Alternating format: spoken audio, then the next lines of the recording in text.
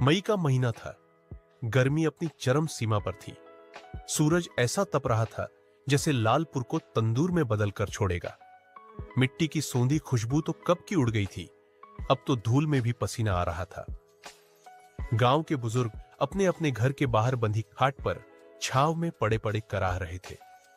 ठाकुर भीम सिंह, गांव के सबसे रौबदार और जिद्दी आदमी, अपनी हवेली के बाहर बैठे पंखा झलवा रहे थे। रामू, और जोर से पंखा झल, ये गर्मी तो हड्डियों में घुस गई है।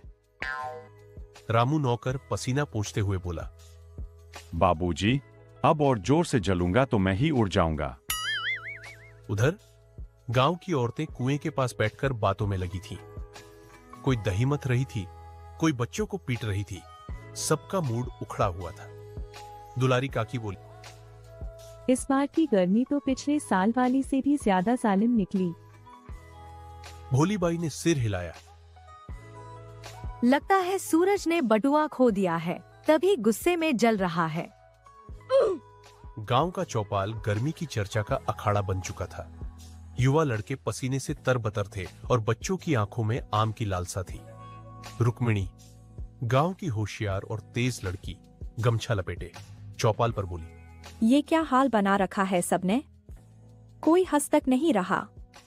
तो कुछ ऐसा करते हैं जिससे हंसी वापस आए और गर्मी भागे। चिराग, जो गांव का टेक्निकल दिमाग और उसका पक्का दोस्त था, बोला, गर्मी है ना बहन, हंसी भी सूख गई है। रुक्मिणी मुस्कुराई। तो कुछ ऐसा करते हैं जिससे हंसी वापस आए और गर्मी भागे। भोला हलवाई अपना पेट खुजाते हुए बोला, गर्मागर्म जलेबी खिला दूं सबको। चिराग, अबे भोले, गर्मी में जलेबी खाकर लोग अस्पताल पहुंचेंगे। तभी सोनू झा दौड़ता आया। हाथ में प्लास्टिक का पुराना डिब्बा था। सबने घूर कर देखा। डिब्बे में बर्फ, टूटी हुई चप्पल की पट्टी और एक छोटा पुराना पंखा जुड़ा था। रुक्मिणी ने माथा पीटा। अबे पगले, ये क्या है? सोनू गर्व से बोला, ये है जुगारू कूलर, चलाओ इसे और गर्मी को बोलो बाय बाय। सब हंसते हंसते लुटपुट हो गए। चिराग ने चौपाल पर खड़ा होकर कहा, गांव की गर्मी भगाने का एक ही तरीका है, मस्ती। रुक्मिणी ने भी जोड़ा, हम मनाएंगे ठंडा महोत्सव। सब ठंडी चीजें बनाएंगे, बच्चों के खेल होंगे और गांव वालों की परफॉर्मेंस भी। भोला हलवाई, मैं कुल्फी बनाऊंगा, मलाई वाली, इलायची वाली। दुलारी काकी, मैं आम पन्ना और बेल का शरबत बनाऊंगी। ठाकुर भीम सिंह तक ने हामी भर दी। ठीक है, गांव की इज्जत है, महोत्सव शानदार होना चाहिए। पूरा गांव अगले 2 दिन ठंडा महोत्सव की तैयारियों में लग गया। खेतों से कच्चे आम, पके आम, बेल और तरबूज इकट्ठे किए गए। गांव के कुम्हार ने मिट्टी के मटके और कुल्हड़ बनाए।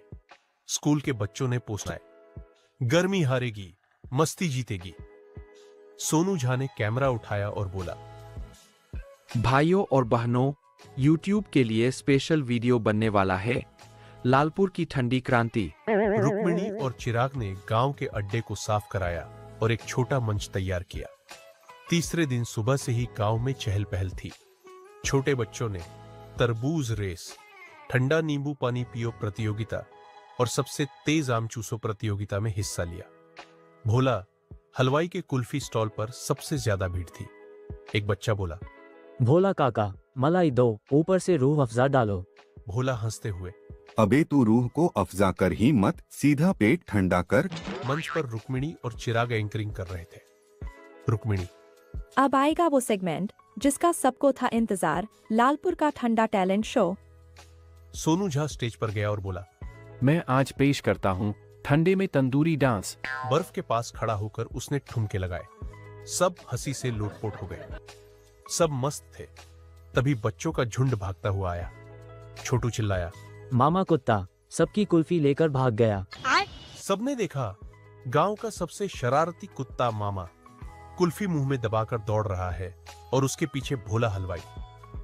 भोला, अरे मामा, वो के सर पिस्ता थी, रुक जा। ठाकुर भीम सिंह, जो बर्फी का स्वाद ले रहे थे, बोले, भाई वाह, लालपुर में अब कुत्ते भी ठंडा खाने लगे। शाम होते होते गांव की चौपाल रंग बिरंगे कपड़ों से सजी थी। दरी बिछी थी, बच्चे गोद में बैठे थे और बूढ़े शरबत पी रहे थे। रुक्मिणी ने कहा, गर्मी तो थी, है और रहेगी, लेकिन मिलकर जो ठंडक आती है वो कहीं और नहीं मिलती। चिराग ने मुस्कुराकर कहा, और असली ठंडक हवा में नहीं, लोगों के दिल में होती है। ठाकुर, भीम सिंह बोले, इस बार तो सूरज भी शर्मा गया होगा, इतनी गर्मी में भी गांव वाले ऐसे ठंडे निकले।